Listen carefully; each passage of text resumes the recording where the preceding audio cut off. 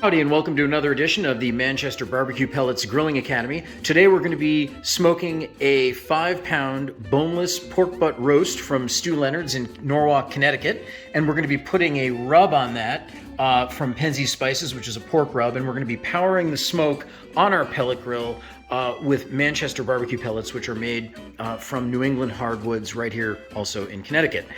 We are going to put the rub on and then throw it on the smoker at 225 degrees. The general rule of thumb is you're going to want to cook it about 2 hours per pound. So we're looking at a potential 10-hour cook here. Obviously, that depends on where you put it on the grill, on the hotter or the cooler side. We put it on the cooler side because we're trying to smoke it for a longer time.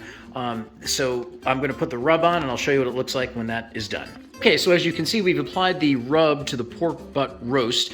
We use about 1 tablespoon of rub per pound, so it's a pretty liberal amount given how long it's going to be on the grill for. We're going to put this fat side down onto the pellet grill, covered, obviously, until the internal temperature reaches about 203 degrees Fahrenheit, after which we're going to pull it off and then let it rest and then eventually pull the pork.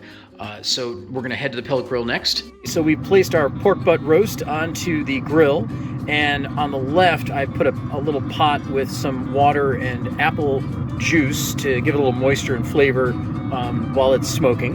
And we're going to do this today it's on a Pit Boss grill, but really you can use any type of pellet grill that works for you and for your budget.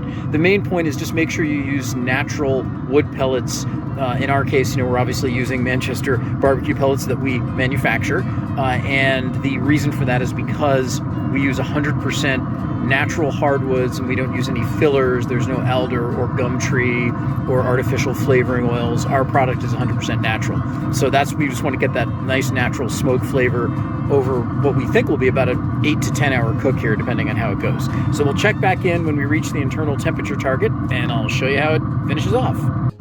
Okay, so we've gotten the internal temperature up to 205 degrees, and we're going to take it off.